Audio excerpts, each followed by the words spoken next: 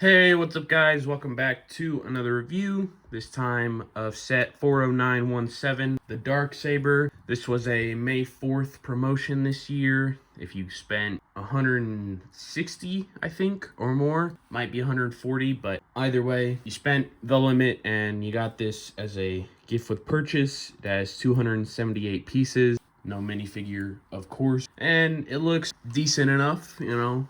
I mean, I think it gets across. The Darksaber, LEGO designers are very talented. The box art, very plain. And the back shows the dimensions, 10 inches long. And then a little still, for some reason, of just Mando and the blade, but not the hilt. I mean, that just seems weird.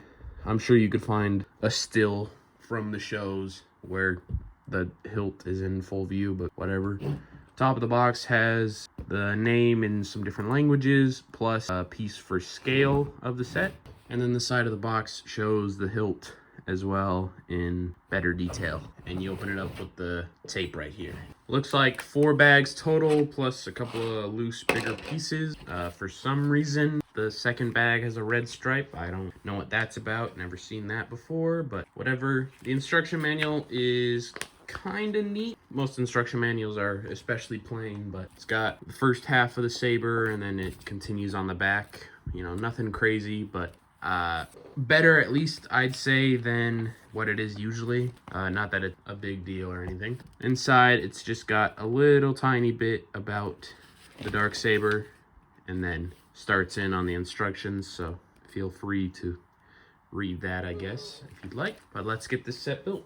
All right, now that the set is built, let's take a look at it. First off, the little stand is pretty simple. Just has a little plaque with Lego Star Wars, the Darksaber on it, and then just 2 simple rests to hold the saber. And, you know, got just enough to get the job done with it pretty much. And then the saber itself, I mean, is nicely designed. Lego designers are very talented, so I'll give them that. You know, it looks like the Darksaber yeah. You've got a little bit of purple right there, a little trans purple piece there, which I think is kind of neat. And then you've got the emitter part where obviously the blade will come out, and the little, I guess, hand guard on the hilt for when you hold it. It's pretty decently sized, I guess. You can two-hand it. It's a little uncomfortable to two-hand, but you can, and you can very comfortably hold it in one. Not that, obviously, it's like one of those actual, like, lightsaber toys, whatever, where you're meant to swing it around a ton.